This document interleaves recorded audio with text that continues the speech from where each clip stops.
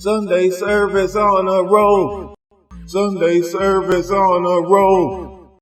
Sunday service on a roll. Message.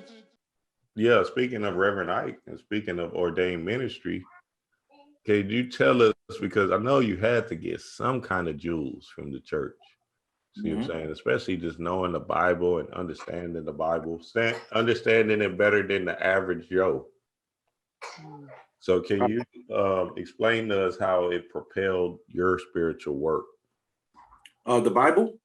Yeah, or just, being around, just the Bible, because I know them other people you was around probably was.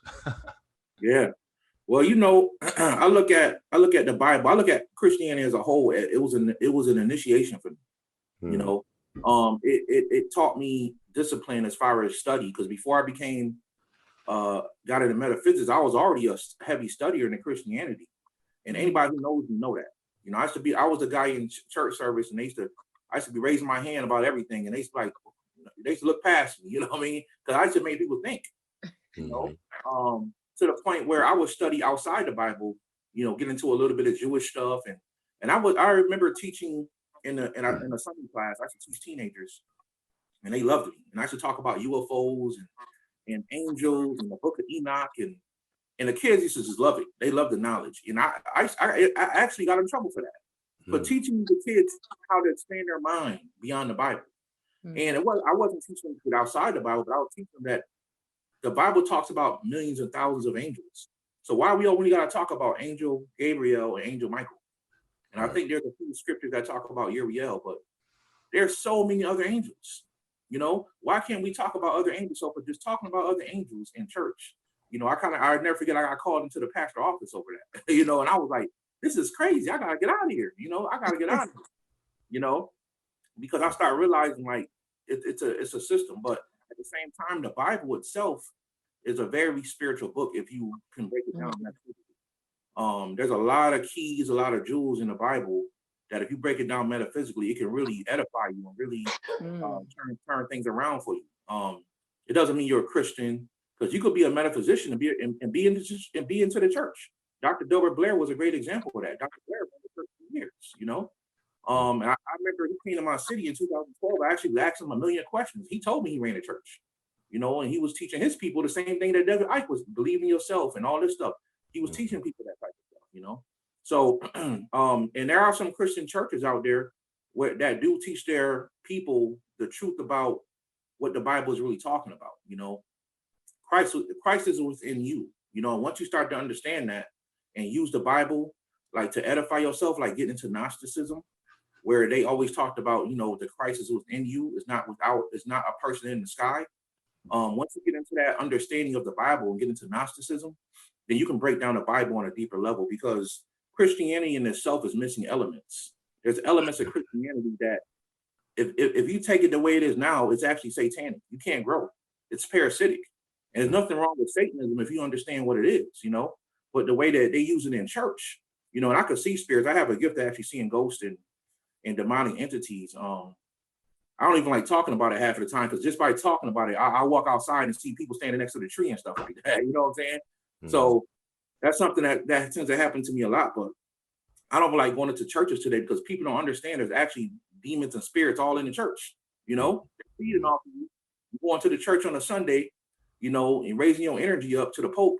And they just, at the Vatican, they just do whole rituals on Sundays where they're actually feeding off your energy, But if you're going to be in a Christianity and you understand that Bible from a metaphysical perspective, I always recommend people get into Gnosticism and really understand what they was talking about, because they were talking about the Christ that lives within you, that spirit that's supposed to rise up in you, and that's what that's about. So yeah, the Bible, if you know how to break the codes metaphysically, it's a very powerful book, and it could be used in a lot of ways. In my spiritual path, there were moments where, I'm gonna keep it real with y'all. I had to cry.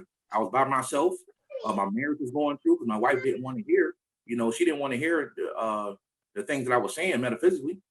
So, thank God she came out of that, and she's all into metaphysics now. She's spiritual now, but we struggled. So I struggled. It was for 2 years straight. I was alone. My family wasn't messing with me. Everybody thought I lost my mind. So I remember using the Bible to edify myself, to actually help myself. And there was a scripture in the Bible that said that David had to encourage himself in the Lord.